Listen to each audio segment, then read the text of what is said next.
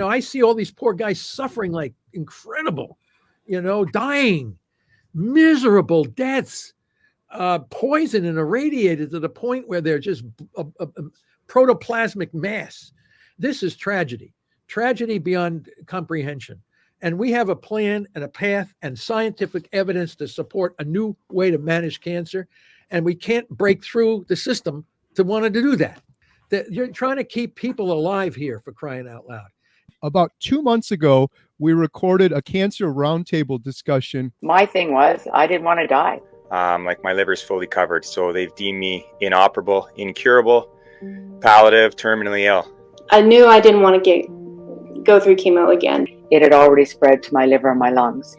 So now I was terminal. With that news, it was kind of shocking. Without treatment, I think I have about a couple months to live. The thing that we're trying to emphasize is that if you do metabolic therapy the correct way, you can not only manage the disorder, but you can also correct and fix many other problems that some cancer patients might have, like diabetes, high blood pressure, hypertension.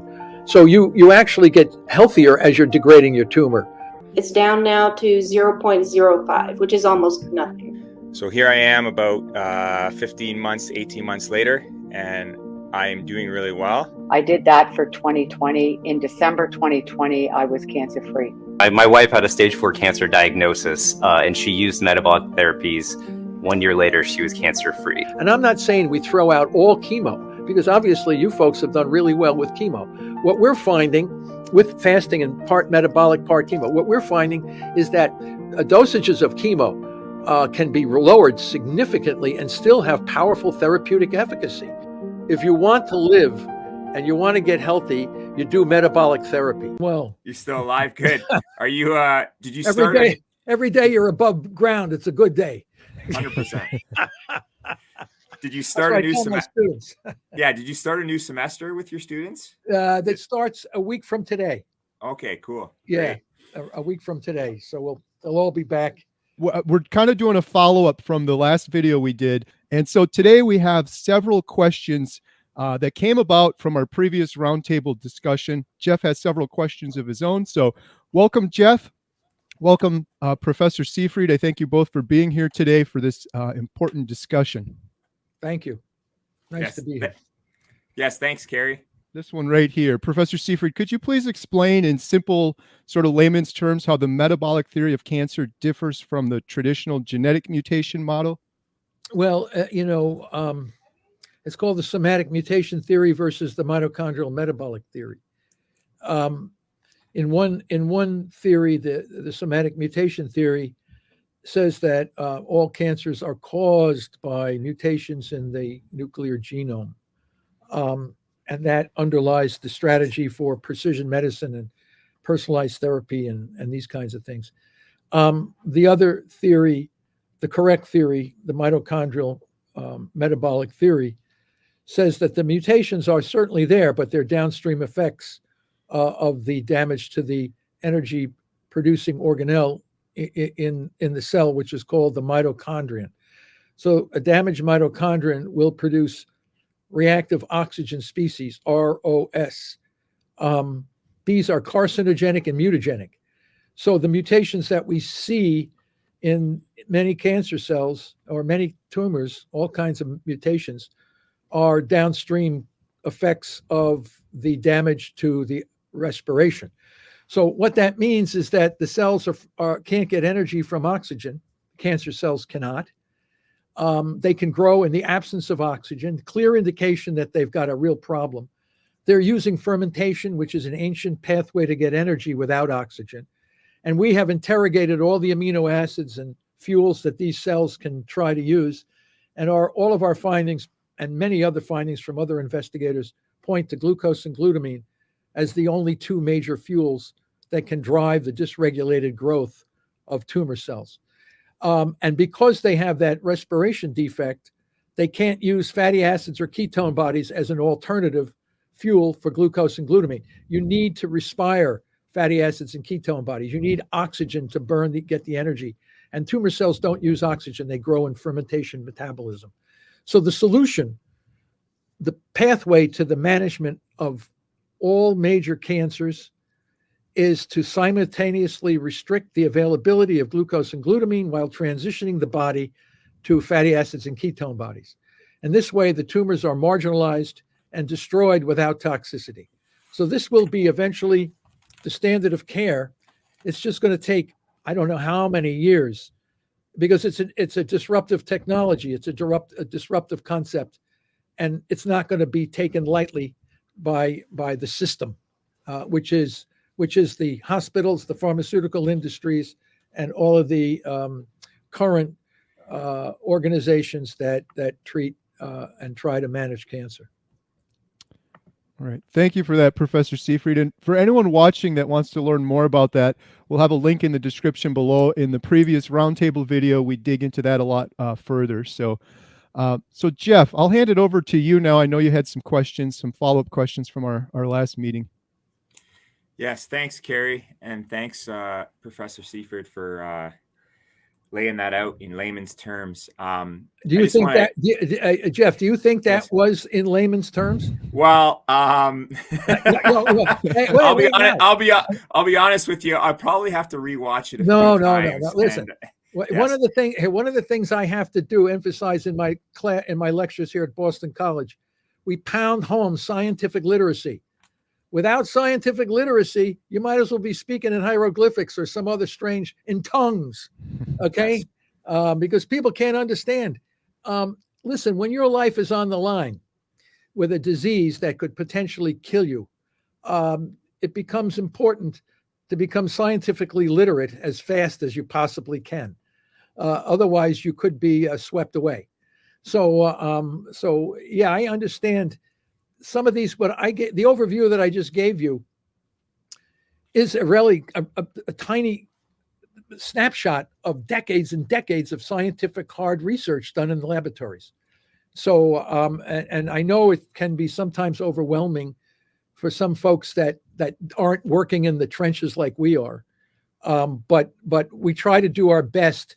And what I can do is attempt to answer any question in greater detail that might be necessary to convey the message. Absolutely. And that scientific literacy went back to the works of Otto Warburg. Is that correct? That's basically where you have started from? I have started from what Otto Warburg had found, yes. Yeah, that's awesome.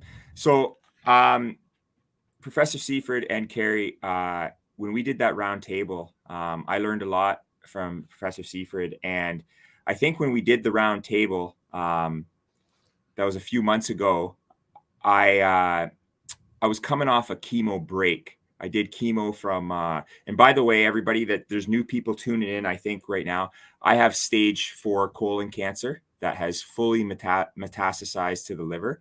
And I've been on this journey that I'm on for about 22 months now. I was fully diagnosed in April of 2022. So I'm coming up on 2 years. And when we did the round table conversation, I did a full year of chemotherapy. I think my chemotherapy, and I'm probably going to be saying this wrong, Full Fury with 5FU, the bottle. I did that for a full 12 months, every other week.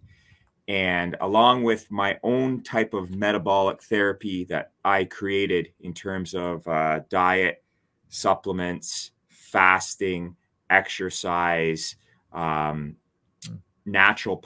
osteopath, a whole bunch of different regimens that I added on to chemo that your traditional chemo patient does not really do, because they put all their trust in the medical doctors, which is fine. It's good. But I think I know that Carrie has taught me, and yourself, Professor Seyfried, has taught me, you need to take things in your own hands. And like you said, you have to understand the scientific literacy of what's going on at the cellular level. So the last time we talked, I started up chemo. I had a chemo break from June, July, and August. And then I started up chemo in September. And basically, after my 3 months of that chemo, we had a scan, and my 2 tumors on my liver grew a little bit. So that forced my oncologist to take me off full fury, and now I'm on the second line of chemo. I think off the top of my head, Professor Seyfried, I think it's Folfox is what it's called, something along that line. And so I'm on Folfox with the 5FU bottle as well. So I started that. Tomorrow I have chemo again. It's my third round of the new second line of chemo, Folfox.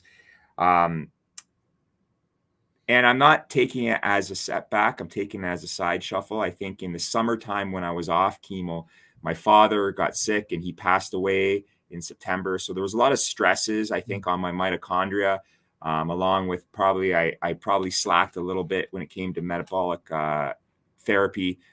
So there was a lot of stresses that I don't think it was just me being off chemo that caused a couple tumors to respond the way it did. But I'm on track now. I just got back from a vacation in Florida with my family for 10 nights, and I exercised every single day on the beach with my sons, and I ate carnivore. I'll be honest with you, I was a little bit more keto because I had some keto desserts with my family.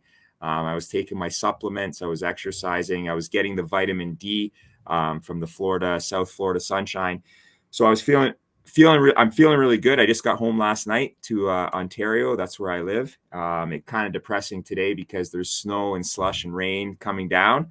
I'm sure the weather in Boston is probably not the greatest either. Yeah. But anyways, that was just a summary, Carrie. Was that okay that I just did that? Yeah, absolutely. Yeah. And, I have a bunch of questions for you, Professor Seyfried. And I think I'll probably start with, you've kind of come up with this pressure pulse treatment, pressure pulse, I believe that's what you call it. And you use a very old medicine called DONS. Sorry, that's the acronym DONS you can probably explain that, what it is.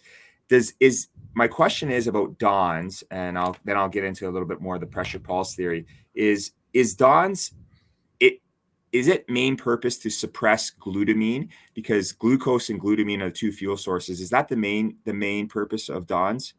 Yeah, it's called DON, DON. Okay, DON. Yes. DON, and it's 6-deoxy norleucine, oxonorleucine. It's a molecule that looks very, very similar to glutamine, the amino acid glutamine. So glutamine is an essential fuel for driving tumor cells, especially metastatic cancer cells. Metastatic cancer cells that we have found in all major cancers have characteristics of macrophages, which is an immune cell in our body, a very powerful immune cell. They naturally have the capability of moving in and out of tissues. They track down and kill bacteria. They help repair tissues and all this. They are the metastatic cell. They have fused with either a stem cell or have become corrupted themselves. And we know from decades and decades of research that glutamine is the primary fuel for macrophages. So when we discovered that the metastatic cancer cells have all of these macrophage characteristics, the first thing we know from the scientific literature is what they eat. We know that glutamine is a prime fuel for macrophages. If most metastatic cancers are derived in some way or another from macrophages, then we know what they need to fuel themselves to grow, and that's glutamine. So that brought us to recognize DON as a potential drug that could interfere with the way glutamine drives the energy in the metastatic cancer cells, knowing that glutamine is a main fuel for macrophages and that metastatic cancer cells, for the most part, express characteristics of macrophages. So we were pleasantly surprised at how powerful, when we have a model of the best model of metastatic cancer, in a natural model of metastatic cancer, we were surprised at how powerful DON was in killing metastatic cancer cells. Then we looked further and went into the human literature, and many clinical studies had been done in patients with cancer over the years with DON, and it was taken off because they said it was too toxic. This drug and it was toxic in the mouse as well. But I met some guy from the pharmaceutical company, a big pharmaceutical company guy, and he said, if you have a drug that's really therapeutically effective, but toxic, and you find a way to remove its or reduce its toxicity, then it becomes like a new drug, a new improved. In other words, you maintain the therapeutic efficacy while removing what was previously considered a toxic secondary effect. Well, we found that. We know that when we administer the drug under nutritional ketosis, the level of toxicity from this drug is massively reduced. So if I were to have cancer, any kind of a cancer, brain tumor, colon cancer, whatever, I would be taking DON while in therapeutic ketosis, along with embendazole, which is a very similar, another drug that can target glucose and glutamine, but not as powerful as DON. DON is the big hammer. When you use DON, embendazole, and ketogenic diets, you get the power of the dietary shift in the body, and you make the tumor cells extremely vulnerable to this diet drug cocktail. And our paper that we published recently in BioArchives shows how in pediatric brain cancer, the number one killer of little kids' cancer death is glioma, a high-grade glioma. And we have a very good model for high-grade pediatric glioma. And for the first time, we use this diet drug cocktail with DON, embendazole, and ketogenic diet. And you can look at the video in the paper. It's unbelievable. And it'll work just as well in adults. It'll work because we're targeting the very essence of what the tumor cell needs to survive. So they can't use ketone bodies and fatty acids. So they're supremely dependent on fermentation. And one of the fermentable fuels is glucose, and the other fermentable fuel is glutamine. And DON is interfering with the glutamine pathway, and the ketogenic diet and embendazole are interfering with the glucose pathway. So you put the two together, and you have a diet drug cocktail that has the potential to successfully manage the majority of metastatic cancers. Problem is, DON is not available. It was taken off, and for all this talk about freedom to choose, or what is it called? There's names for these things that you should be able to. What is it? There's a name for this whole process. Right to try. I think that the term is right to try. The problem is you go and try to do the right to try DON, and you got massive bureaucratic paperwork, not only in your state government, but also in the federal government. Now, what's really disturbing is that DON was used on little kids with leukemia, and it did pretty well. The papers were published by Dr. Sullivan some years ago. DON was used against a variety of cancers. It wasn't used in the correct way. The dosages were too high, and they weren't using it under ketosis or with glucose targeting at the same time. So again, we have a tool that's available that will have a major effect on reducing metastatic cancer, and no one's able to get it. But I know I can buy it from chemical companies and things like this. I mean, I have access to this, but you wouldn't, and a lot of the physicians don't have access to it. That you can get it from China. The problem, of course, is it needs to be vetted to make sure it's not something that's going to kill you. We've tested a few of these things, and it works. And of course, you don't think the drug companies know about this? So they're taking the DON molecule and they're trying to tweak it, add the structure of it slightly, so they can patent it and make billions of dollars. Okay, but it's going to be the same drug. It's not going to be any different. So one of the problems with this drug DON is that if you take it orally, stomach acid destroys it pretty quick. So we've injected it into the mice. Now, most chemo is injected by ports and things like this. Yes. So DON could easily be injected in a port manner, and the toxicity that would be experienced would pale in comparison to the toxicity that you'd get from that fire thing you were just taking. So hair follicles do not fall out of your head. Cancer cells do not hide in hair follicles. Okay. So whenever you see a bald cancer patient, you know he's being treated by someone who really doesn't understand the biology of the disease they're working on, because cancer does not hide in hair. So why should you go bald? The issue here, Don, is not going to make you go bald. Ketogenic diets aren't going to make you go bald. As a matter of fact, they may encourage hair growth. The issue is that most of what we're doing to treat cancer patients is not based on our understanding of what the tumor cell needs to survive. We're not targeting the very core essence of the viability of these cells. Without energy, the tumor cell cannot survive. The only way they can get energy is through glucose and glutamine. And DON targets the glutamine, and the diet targets the glucose along with embendazole. So you're really putting a world of hurt. And you're transitioning the whole body over to ketones, which enhance the health and vitality of the normal cells of the brain and our other cells, but not the tumor cells. So as the blood sugar goes down, all of our normal cells now compete for that sugar, including the brain.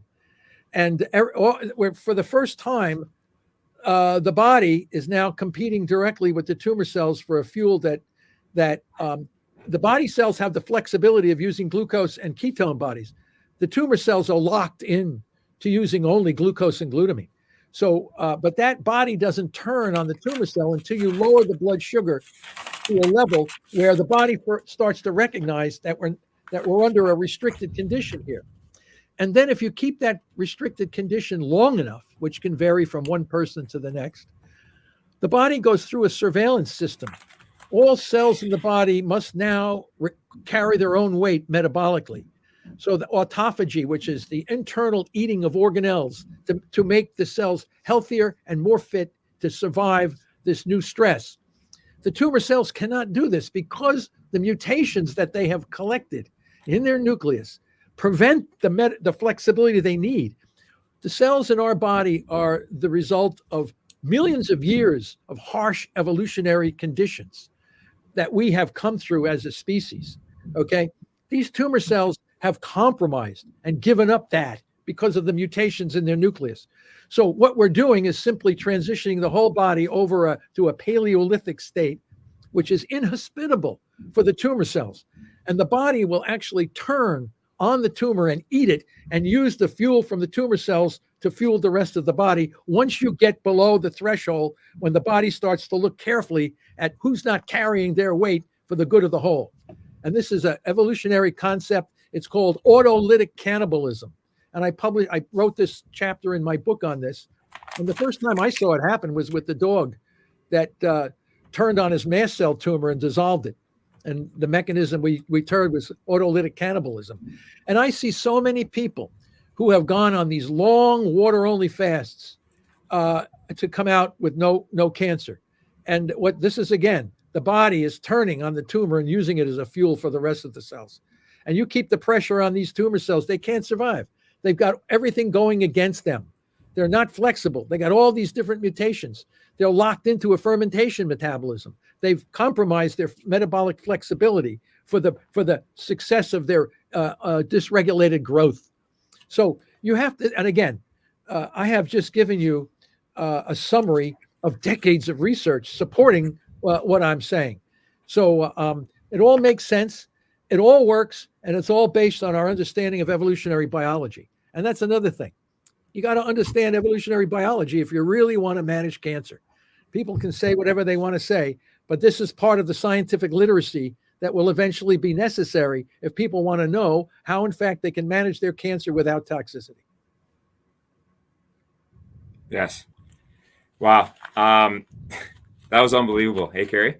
Thank you, Professor It's Seyfried. even more unbelievable when you see it in action. It's even more unbelievable. No, absolutely. And you know what, Carrie, I think you can say I'm seeing it in action. What I've been doing, and now that I understand the macrophages in the immune system, and glutamine, this is where I think I struggle with Professor Seyfried, suppressing the glutamine, because I think I got it under control, the glucose. And Carrie sent me the Keto Mojo and your ratio, the the GKI. Yeah. I've got that under control, and I'm doing well with diet in Yeah. terms of suppressing my glucose with the carnivore diet in particular. And also pretty good with fasting, because I fast every other week. I haven't eaten all day today. I'm going in for chemo. I normally do a 5-day fast, a 4 to 5 day fast around chemo. So I'm suppressing the glucose quite a bit. I think I struggle with the glutamine part, and that makes a lot of sense, Professor Seyfried. Yeah, well, that's why Especially- you need the drugs, and Yeah. because there's no diet that can suppress glutamine. It's the most Yes. abundant amino acid in our body. It's Wow. more than it. Yeah, but what you can, Especially, what sure. we found, if you do this fasting and do some good exercise, walking Yes. many miles and some moderate lifting, you can actually lower glutamine levels also. Oh, So wow. the exercise component, while fasting, will lower. My late good friend George Cahill, who was the president of the Joslin Diabetes Center down here in Boston, he did all kinds of studies on diabetic patients, and he was able to share with me many of his findings, which of course I've adapted now over to the cancer population. But he was able to show the transitions that normal cells can make from one fuel to another fuel, and showing that blood glutamine can actually go down in fasted people that are exercising. So, Wow. but of course, if you want the big hammer to happen fast, you would use a drug that would specifically target the glutamine. You know, Yes. that would help so many people so fast. And why that's not available to us, but there are other glutamine drugs that you can look at. Now there's phenylbutyrate, which is a drug that was made for children with amino acid disorders. Okay, it was amino acid disorders. I have to excuse these phone. I can't figure out how to shut my telephone off. I've tried to choke it to death, but it's still,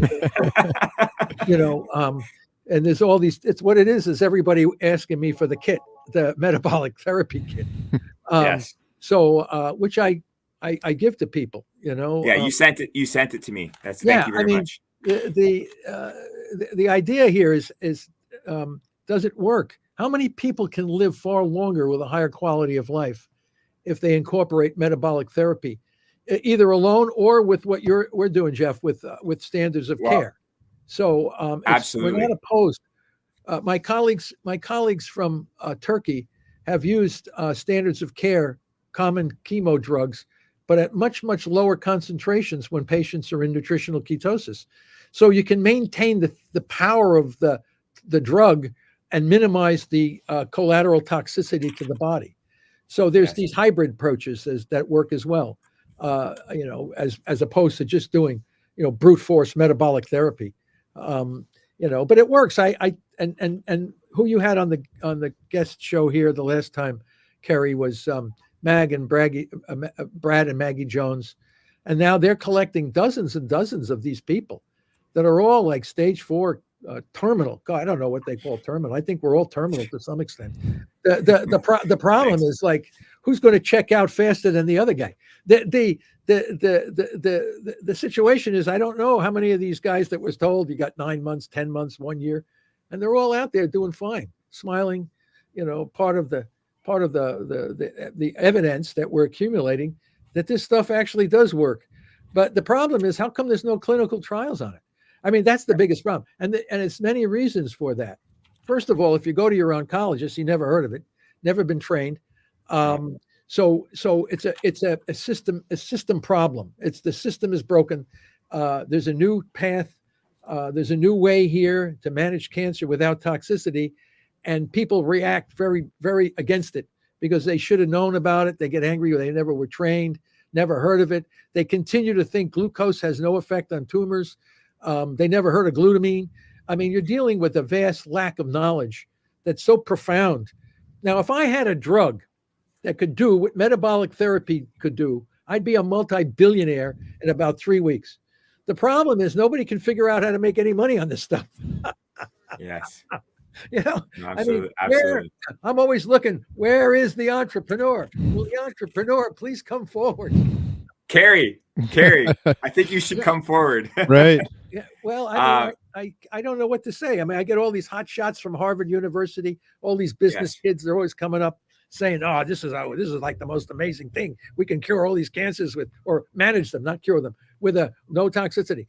We're going to go out. We're going to build this." I never hear from them again. I don't know where they go. I mean, Well, the amazing thing too is all of the other issues outside of cancer. I just did an interview with Dr. Georgia Eid from Harvard on depression and anxiety when in ketosis, and it's amazing. Heart disease, type 2 diabetes, like people are recovering from so many things. It's incredible, but there's no money to be made. No, well, that's the whole thing. The only thing that can be made is longer life. Overall survival and higher quality of life. Those are the outcome. Apparently, it's not worthy of investment. Yeah, go figure that one out. And you know what, Professor Seyfried, I think that's where I'm struggling right now, because I'm really improving my scientific literacy every single day by studying people like you, doctors on YouTube that, you know, are pushing ketosis. So I'm really starting to understand it, and I'm struggling that, you know, that my mainstream doctor, like my oncologist, is not learning what I'm learning, right? So I think the last time we did a call, and by the way, Professor Seyfried, you're answering like all my questions and above and beyond. So I'm kind of running out of ideas for questions, but I have a few more. Like you already talked about DON and how it's taken and how much and how often and stuff like that. Well, that's the cutting edge right now. Yes, we're working on dosage, timing, and scheduling right now in my lab, and that's we need to know. And this is what we call non-sexy science. Okay, it's not sexy. Yes. Wow, I mean, should I take it this much now or wait 2 days? And you know, people say, well, this isn't exciting, but it's exciting when you live longer doing it. But for the field, this kind of research is not what the field thinks is academically exciting, unless you're the one with the cancer. And then you know, you got to know dosage, timing, and scheduling is still the cutting edge right now. So when you say, oh, I know the drug I need, how often should I take it? What dosage should I take it? And how should I take it? And we're suggesting that you take it when you're in nutritional ketosis, with a glucose ketone index of 2.0 or below. Yes. Okay. And I tell you, many people have come to me and said, oh, you know, I've done all this, I've done that, but I can't get my GKI down. I said, well, don't eat then. Just drink water. Well, that's exactly how I got my GKI down, is when I'm fasting. So a couple days from now, 3 or 4 days into my fast, I always get my son to help me with the keto mojo prick in my fingers and everything. And I get it to 2.1, 2.0. So I'm pretty happy with that, but I can only do it when I'm fasting. So from what I'm understanding, I need to improve on how I'm suppressing the glutamine. And you answered that by fasting and exercising. And I think I can do that. The biggest problem is on a carnivore diet, red meat has a high amount of glutamine in it, right? No, so it's not. No? Yes, it does, but it's not. That's not the relevant thing. Okay. That's not the relevant thing. It is true that if you were to take large doses of glutamine, you could potentially make your tumor grow faster. But that's why we have the drugs there. The drugs, the diet, yes, you're always going to have glutamine in the diet, and the body will make glutamine. So you have to have the drugs that will interfere with any kind of a situation. The thing about the carnivore diet is it simply lets you get into the lower GKI faster. Yes, I'm not saying, but we saw it. We did it with a Mediterranean diet. We've seen it work. We've seen it work with the vegan. The problem with the vegan diet is there's a lot of carbs in the plants. You got to be chewing like a farm animal all day long. I mean, not to say that it doesn't work. It can. I mean, there are some people that feel they're going to go to hell if they eat a piece of meat. The idea is if those folks they can do it as well. They just have to eat one string bean a day. I mean, it's just... Well, you know what, Carrie and Professor Seyfried, we had Ronnie Campbell on our round table, and she's a friend of mine in my hometown, and she is in remission now for 2 or 3 years, and she did the Mediterranean diet. But the thing was, Carrie, and I'm learning this now from Professor Seyfried, is when she was fasting, she was exercising a lot and really suppressing that glutamine. That's the book right there. There she is, exercising. Yeah, absolutely. Yeah, So, you'll bring the glutamine down. Now, if you did that and took just a pinch of DON or one of these other glutamine targeting yes, drugs, yes. oh my God, So, Professor that'll Seyfried, just knock the crap out of these tumor cells. you mentioned if you had cancer, you'd be using DON, and you also mentioned M-bendazole, and from M-bendazole, Carrie, Dr. Hampton had that on his list of things, M-bendazole, and to me, am I understanding this right? It's more the human version of a parasite medicine, correct? Some people have been saying to me offline, they've been saying, "Hey, you need to take fembendazole, which is the dog dewormer." Can you expand on both of those things a little bit more, like Professor Seyfried, please? We published a paper in bioarchives on M-bendazole, and fenbendazole and M-bendazole are very structurally similar. I really don't think there's going to be that much of a difference between the two. One of my colleagues said that M-bendazole might be better for brain cancer than colon cancer, whereas fenbendazole might be the reverse. But I haven't tested them, but they're structurally very, very similar, and I suspect they would be equally effective. Yet why? The argument here is that how is it possible that a parasite, whether it's a dog dewormer or M-bendazole is used? My colleagues from India, when they were growing up, not everybody, many people have worms and stuff, and they were taking these parasite medications. And then, as we showed in our publication, the M-bendazole interferes with both the glucose and the glutamine pathways. So you'd say, well, how is that? What's the mechanism for that? And let me tell you, in our research, it turns out that parasites and tumor cells use a common pathway to get energy. So and so many of these folks on my comments on my YouTube videos, so many people think that cancer is a parasite. Cancer is not a parasite. Say that, Jeff. Say it. Cancer is not a parasite. It's not a parasite. So why am I taking a parasite drug? Because the parasite and the tumor cell use a common energy pathway, and the drug doesn't give a damn whether it's a parasite or a tumor cell. It targets a pathway common to these two organisms. Okay, these two cell problems, and the parasites, interestingly enough, they don't use the pathway when they're reproducing, but as soon as they stop reproducing and settle down in a particular tissue, they use that pathway. So that's why you take the M-bendazole, fenbendazole to get rid of the parasites. So the cancer cell uses an energy similar to a parasite, but it's not a parasite. It just happens to use a similar pathway. So these parasite drugs work really, really well, and sometimes cocktails of them work even better. Do you think, Professor Seyfried, it's possibly safe for me to start using M-bendazole right now while I'm on chemo?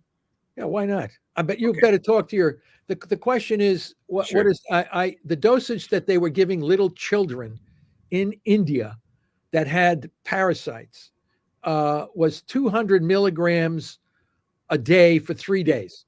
Yes. Okay.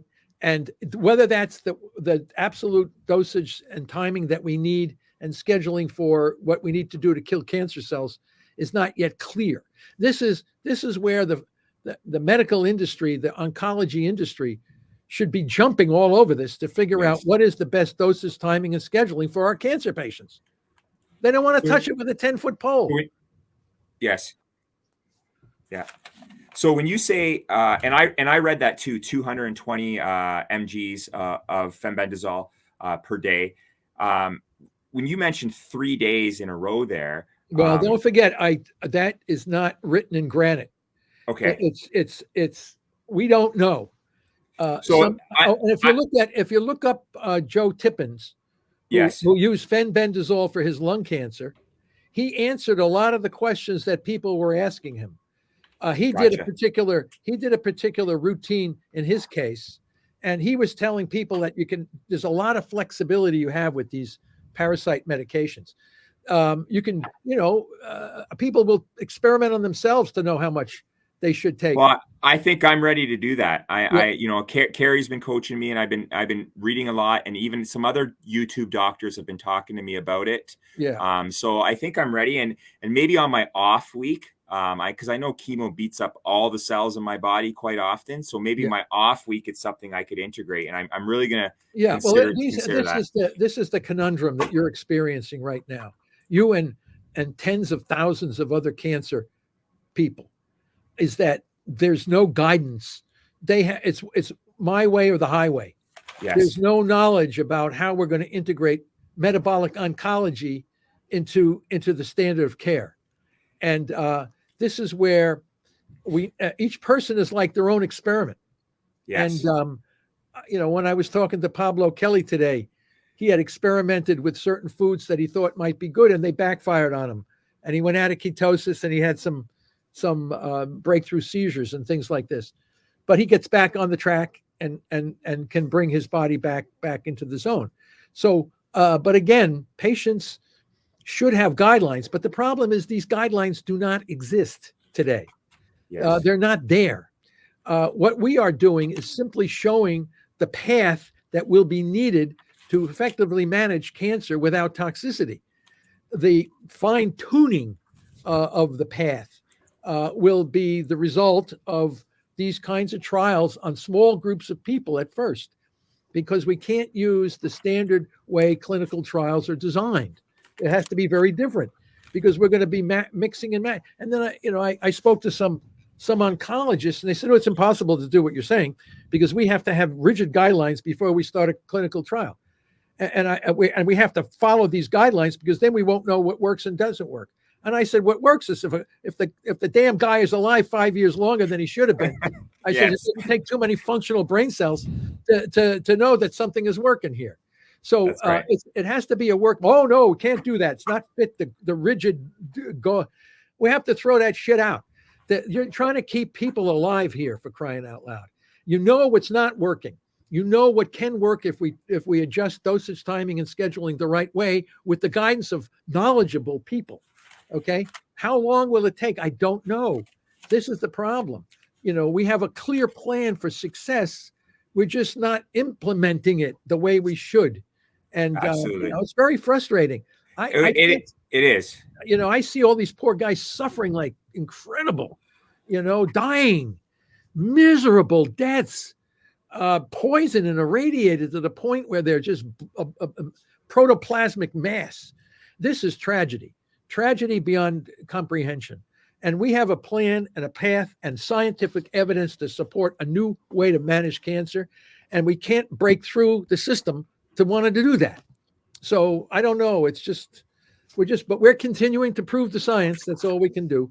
And get more and more Maggie Jones and Brad Jones patients like yourself and others, and just keep forcing these things. Because I'll tell you, you got cancer, you want to live. Most people want to live. And they're going to do whatever they can, but they go to their doctor thinking that he knows what's going on. 90% of the time, he has no clue. He has no knowledge about what's going on. He knows only what he's been trained to do. He doesn't know the biochemistry and the biology of the disorder that he's treating. And this is the tragedy. Why he didn't know that in medical school? Why wasn't this discussed with him when he went through the training process? Does he not know that glucose and glutamine are the only two fuels that can drive the dysregulated growth? This stuff is so solid, and yet they know nothing about it. Yes. Unbelievable. Unbelievable. Absolutely. And this is where I'm struggling with Professor Seyfried. And my oncologist is a wonderful guy, and he's very open to me. I explain to everything I'm doing, and he's open. He doesn't tell me not to do things. Okay. But at the same time, he's not aware of the work you're doing and the things you're teaching your students, and the metabolic therapy and how we should be approaching cancer.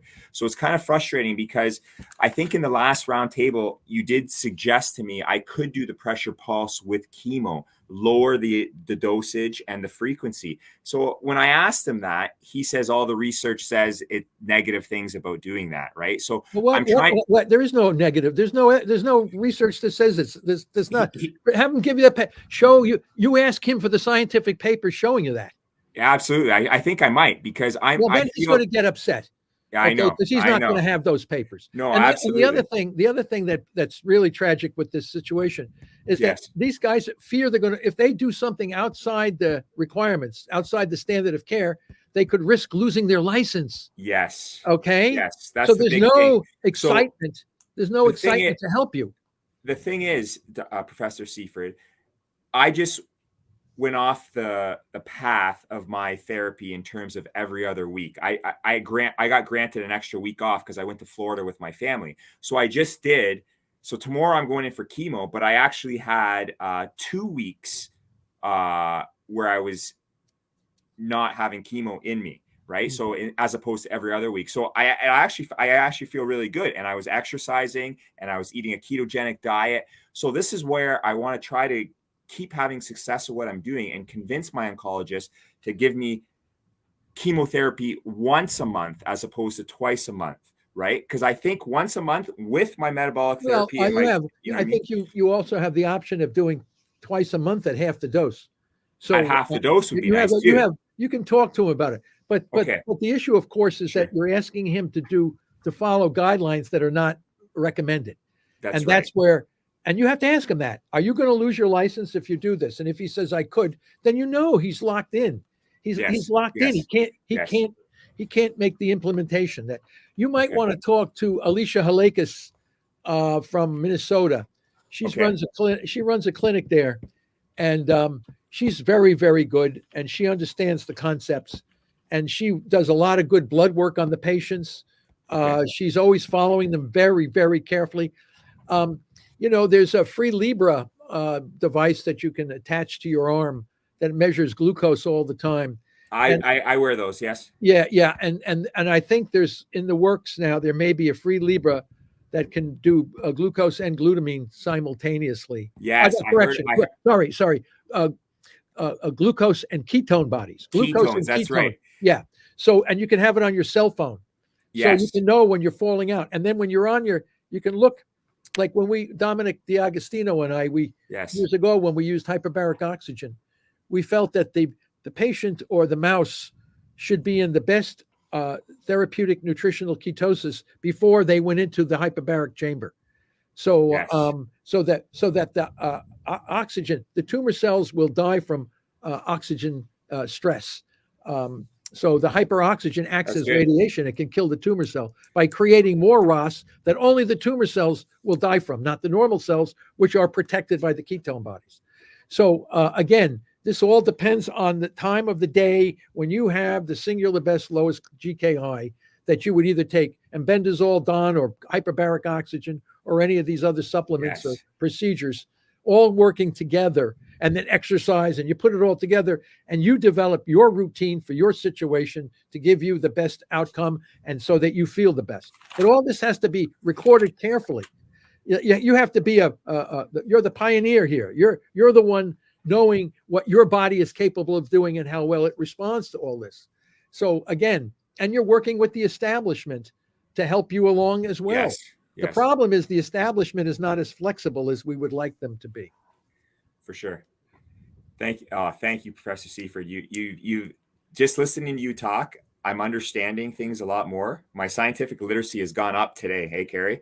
And I feel confident. Like you mentioned hyperbaric oxygen chamber. I just started integrating that. I'm gonna get this embendazole going as well. I'm going to keep doing what I'm doing. I'm going to exercise. I'm going to keep talking to my oncologist. I'm going to try and convince him to maybe lower the frequency, try my best. I'm going to ask for a little bit more breaks on chemo, I think, too. Yeah. And if he can read it's the press pulse. Pulse. Okay. Press pulse. You have to realize that I adapted that from the field of paleobiology. It turns out that our Earth has gone through massive extinctions of organisms over the 4.5 billion years that this planet has existed to our knowledge. Okay. So we had tremendous numbers of organisms on the planet, and then some catastrophic events would happen, massive amounts of earthquakes, shifting the environment. And what happens is you have chronic stress coupled with an acute trauma, and together this led to the mass extinction of organisms. So I adapted the concept of press pulse from the field of paleobiology to stratify how we're going to mass kill cancer cells in the body through the same concept. You press down glucose with diets and you pulse with drugs that will kill, target the glutamine. And together, the tumor cells can't survive without those two fuels, and they can't transition to glucose or to ketones or fatty acids. So this is the strategy. It's beautiful. It's linked to all of the concepts that we understand in biology. So, and it can be used to manage and resolve cancers. It's just that we're not quite familiar with all the techniques and modifications that we need to perfect this strategy. That's where it is right now. Absolutely. And you know what, Professor Seyfried, I know you keep hitting home, and I think everybody listening to this today is going to understand the two fuel sources are glucose and glutamine. But I'm going to play devil's advocate here a little bit and mention that some people say, as a backup fuel source, fatty acids and ketones, some cancer cells will use it as a fuel source. Is that true? I can't find them. In fact, I've offered a crisp $100 bill to my students to show me a tumor cell that can survive on fatty acids and ketone bodies in the absence of glucose and glutamine. And so far, I have not lost the $100 bill. And as a matter of fact, I've thrown it out to the entire cancer industry. So what happens, let me tell you what happens. Sure. This is a little bit of a deeper dive now. Brace yourself. Okay. The fatty acids are known to be mitochondrial uncouplers. Okay. What that means is they uncouple the synthesis of ATP from oxygen. So oxygen, normal, we're breathing, all of us, you, me, Carrie, we're all breathing. Oxygen is the acceptor of electrons through the mitochondrial electron transport chain. So we can make ATP, adenosine triphosphate, is the chemical of energy. That's our energy source, adenosine triphosphate, made predominantly in the mitochondria through oxidative respiration. And that's why we're breathing. But there are some things that can uncouple, which means that the cell continues to take oxygen, but you've broken the link to make ATP. Okay. So in other words, it looks like the cell is breathing, but it's not making the energy. Now, what fatty acids can do is, and when the cell is uncoupled, it has to get energy. So it uses fermentation, which is glucose and glutamine. So what happens, sometimes fatty acids can make it look like it's driving the tumor growth. As long as glucose and glutamine are present in the air, in the microenvironment, the fatty acids will uncouple the mitochondria, forcing the cell to suck in more glucose and glutamine. And thereby, if they don't understand the biochemistry, they'll say, oh, tumor cells use fatty acids to grow. Yeah, as long as they have glucose and glutamine in the environment, that's possible. But if you take glucose and glutamine out of the environment, the fatty acid can't do anything because it can't be fermented, nor can the ketone body. So a lot of folks make this mistake because they don't understand the fundamental issues of the biochemistry and the biology of the problem. So yes, many people will say, oh, that tumor can burn, prostate cancer can use fatty acids. No, it can't. Show me the damn prostate cancer cells using fatty acids in the absence of glucose and glutamine. So no, we've looked into all of this stuff and we've tested it. We've interrogated all this. And the problem is the convention, the media, they try to do their best, but unfortunately the misinformation is so profound. And for the guy who doesn't know much, which includes the patient and the oncologist, you just get a whole bunch of crap that can't be interpreted. Oh, he said this. Oh, he said that. Oh, no, this cancer can do that. Cancer do that. Listen, we're testing all that. We can't find anybody. We can't find any tumor cell that can get energy through respiration sufficient enough to replace glucose. Glucose and glutamine are what we've seen is the weak link from all these tumors. So yes, I've tested fatty acids. No, fatty acids cannot replace glucose and glutamine for energy, nor can lactic acid. That's another one. Oh, tumors eat they crap out lactic acid. They don't use lactic acid for energy. So You know, That's good. That's good because lactic acid, if I'm exercising, sometimes I could build up some lactic acid, right? And that's something. Well, now, yes, that's true. And the Corey, Saul and Gertie Corey got the Nobel Prize for their Corey cycle. And what they showed was that if you exercise vigorously, your muscles lose their ability to get enough energy from oxygen, and they start to ferment, producing lactic acid. The lactic acid goes to the liver, and the liver, two lactates are conjugated in the liver to a glucose molecule, which then comes back to the muscle. And you're right, the cancer cells, if they're throwing out massive amounts of lactic acid into the circulation, that lactic acid can go to the liver and come back to the tumor in the form of glucose. But if you're suppressing glucose while you're doing all this exercise, the probability of getting much back to the tumor is going to be minimal. So again, you have to understand the data that you collect from in vitro experiments, culture dish experiments, versus living animals and humans experiments. So you have to be able to distinguish and understand the differences between these two environments before you can fully understand the bigger picture of what's going on in cancer cells under these different conditions in different environments. I know it's a lot of stuff, but no, Carrie, this is a video I'm going to be rewatching like 10 times because this is unbelievable. Well, the other thing too, Jeff, listen. Yes. I have not been able to go into the necessary depth because it's a whole semester class I give this thing, right? Twice a week. I'm going to sign up for that class, I think. Yeah. Well, listen, I published a lot of this. A lot of this is already published in the scientific literature under my name, open access. So anybody that has a computer and Google can ask and go and get the Press Pulse paper that I wrote. Okay, you can get how cancer cells get energy. You can get the papers on how they metastasize. All of this stuff is out there, and it's very depth. And my book, the book that I wrote, has a lot of it in here. You know, I'm really surprised. I'm selling more copies of this book now than I did when it was first published. Unbelievable. So I have to get that. I have to get that book. Ago, you know, so 12 years ago you wrote that book. Yeah, but the problem is the biggest complaint is on this book, too expensive. You know, the John Wiley Press, they're in the textbook, they're one of the top scientific publishers. I mean, when it came out, it was $156 for this book. You know, everybody wants something for $19.99. Unfortunately, I had no control over the price of the book. But there's another book by let me show you this one. You might want to look at this. Let me get it. Okay. Here. Carrie, can Santa Claus bring me these books or what? Yeah, Santa Claus. This is an interesting book that was written by Angie Choi.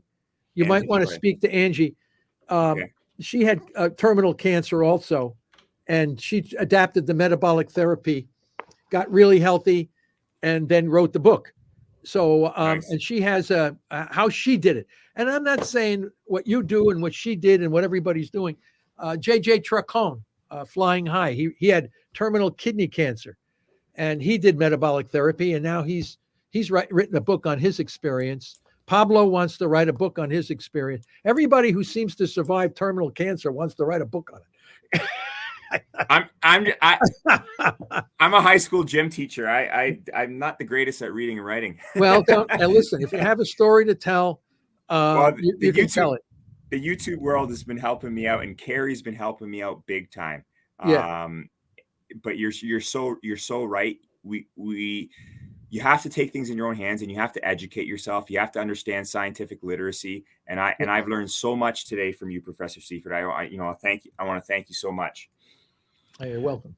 I just have one question if we have time. I know we're near the end of the hour. Professor Seyfried, this was the most frequently asked question on the last video we did together. I'm interested in pursuing metabolic therapy for cancer. What steps should I take? How can I find a clinic or doctor who specializes in this approach? This is the biggest problem. I mean, yes. we know we have a clear plan in the kit, and we're also writing a very comprehensive treatment protocol for this. So we got to get that published. Here's the tragedy. And this is the thing, Jeff, Carrie, you might want to consider this. The change is going to come, in my mind, predominantly from the people. where the people come and say, where the hell can I get that? Why are you guys not knowing about this? Why are there's no practitioners that say, and be very cautious, because there's some people out there that are saying, oh, we're using Seyfried's metabolic protocol, and they're not. Yes. Okay. So, I gave you the outline of what you need to do. If these folks aren't doing that, you steer clear of them. So, yes. And the other thing, extremely important, we have made cancer to be 100 different diseases. The hospitals, Dana-Farber, MD Anderson, Sloan Kettering, they all claim that they have the experts for your specific cancer. All these cancers are very similar. They can't live without glucose and glutamine. So that's a shocker. And breast cancer, colon cancer, bladder cancer, brain cancer, lung cancer, we have found them all to have the same problem. They can't live without glucose and glutamine.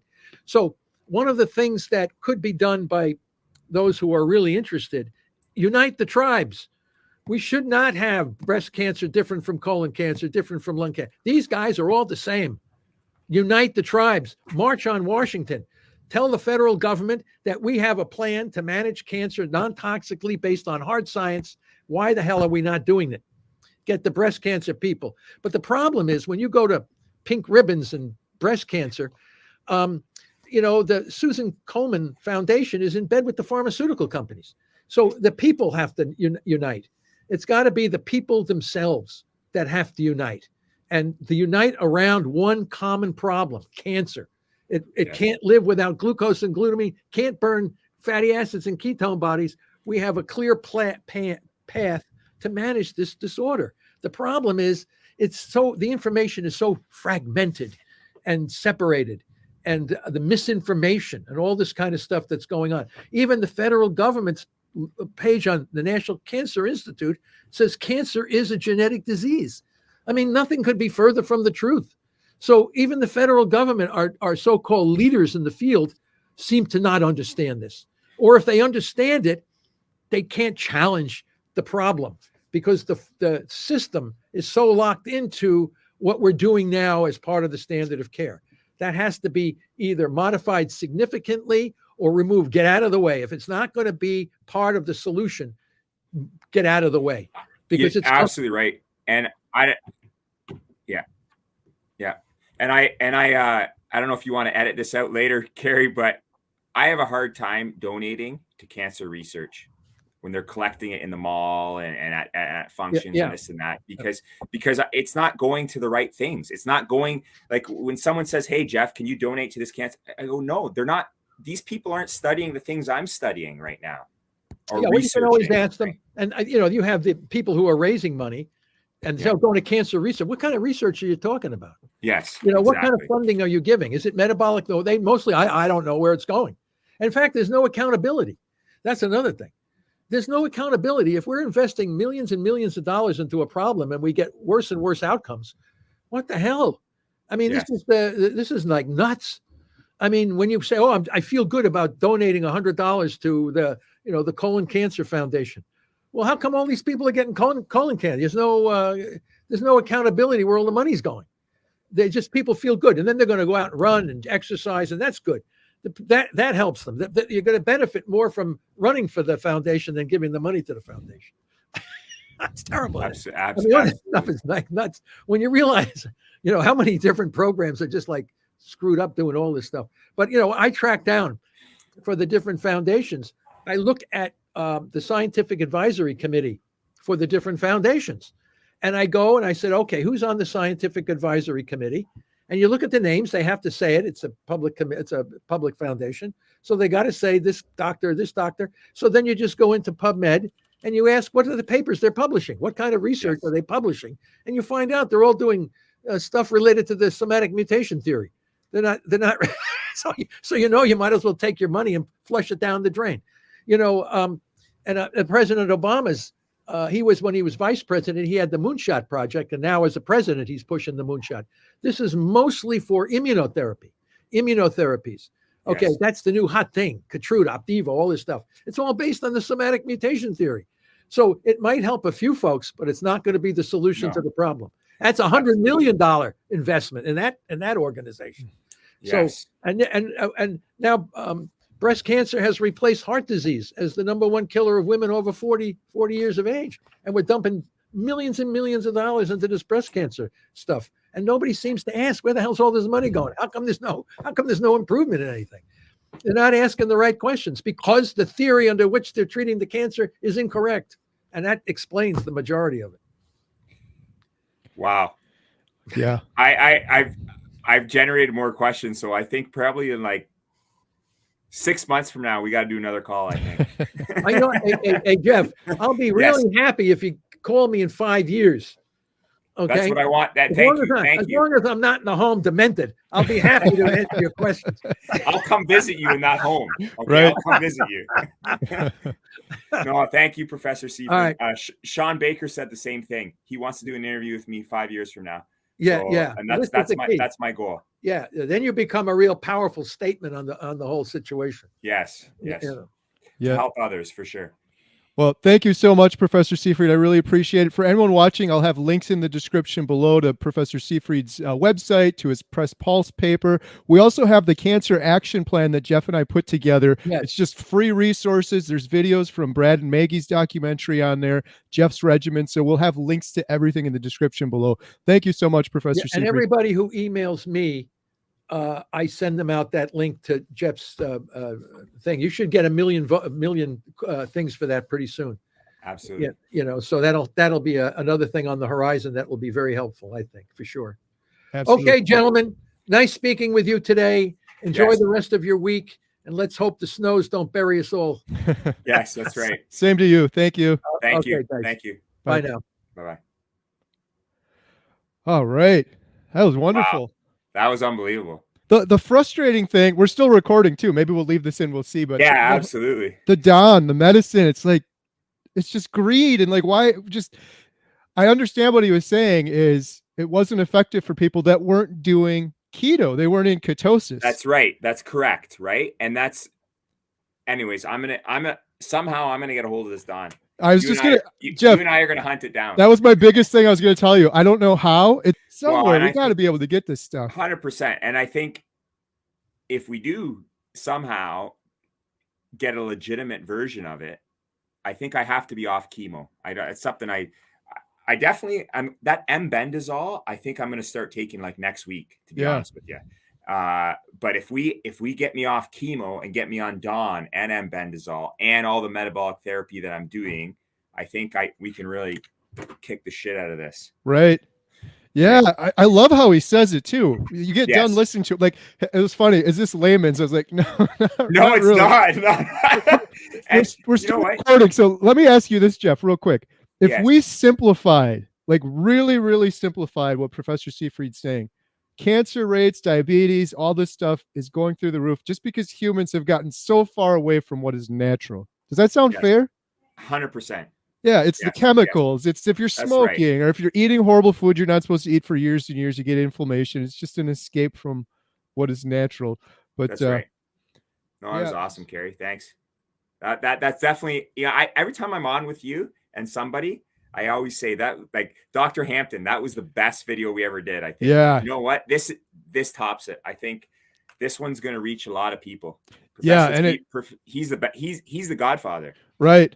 Well, I was going to say it was so complicated, but then when he's done saying it, it's like, it's just glutamine and glucose. You That's block it. those things. There's nothing cancer can do. It's it. Block That's those right. things. So That's right. And It's I'm encouraging. glad I got to ask the fatty acid ketone thing at the end, because I got a buddy that I'm talking to right now. He's got esophagus cancer. And this is the thing. I can create my own team of cancer people. Doesn't matter what type of cancer we have, we can all attack it the same way. right. Through metabolic therapy and through carnivore diet and through ketogenic diet. We can all attack it the same way. It doesn't matter. So I've been talking to this one guy and he told me, hey, Jeff, I heard cancer runs off of ketones and fatty acids. And now Seyfried has put that to bed. So Right. I can't wait for this video to come out and share that with him for sure. Yeah. One last thing real quick. I took Yes. some notes. I think you got this already, but the thing that was really remarkable that he said too was about reducing glutamine through exercise. I'd never heard Yes. anyone say that before. So tonight, now that I'm fat, the crappy thing is, Carrie, sorry about my slang there, but driving home from Florida, normally I stop eating on Sunday night. Right. I drove all day yesterday. I was snacking with my wife, carnivore snacking, pork rinds and beef jerky and this and that. So I stopped eating on Monday night, last night. So I'm only doing 4 days this week, not my normal 5. But tonight I'm going to go home after I'm done coaching basketball, and I'm going to hit the gym, and me and the boys, because we've been doing it in Florida every single day. I saw the videos. It was great. I know. So tonight, now that I'm fasting and now that I know what Professor Seyfried taught me, I need to up my exercise game while I'm fasting. The crappy thing is, tomorrow I'm on chemo. The best I can do is walk. Yeah. So, but he said you got to walk miles and miles to suppress that glutamine, right? So tonight I'm going home. I'm working out. Tomorrow I'm walking. That's the most. What's the most remarkable thing about Ronnie is how much she exercised. That's exercise like crazy. And Dwight said that. Dwight says that to me all the time too. Our good friend Dwight. He says, Ronnie, she didn't do the carnivore diet or keto diet. She did Mediterranean, but her thing was exercise and fasting. Exercise and fasting are the biggest game changers, especially for her. And I need to up both of those. Like, I'm fine with carnivore. I'm fine with suppressing glucose, but I need to up my fasting and exercise big time. Right. Good stuff. Well, I'm going to edit this together. Sounds good. I can't wait. I'll share it with you. I'll try to edit it so I get a separate clip. I'll just send you one. You can put one on your channel so it's a little bit more unique or something. Yeah, something different. Yeah, I know, because I don't think it's good if the whole interview should be on your channel, and then maybe if you can give me one or two like smaller clips. Right. Or maybe some of this. Jeff and I spoke afterwards. So there's some from the beginning and then a little bit of extra. 100%. That would be awesome. The bonus work, kind of like what Emma does. The bonus features, right? Yeah. That's good. That's awesome. Hey, say hi to your family, eh? Yeah, likewise. Yeah. I'm glad to have you back. It was fun watching your vacation videos. It looked like a lot of fun, but you're looking great, man. Thanks. Awesome. We'll talk again soon, okay? Yep. Talk to you later. Bye. Okay, ciao.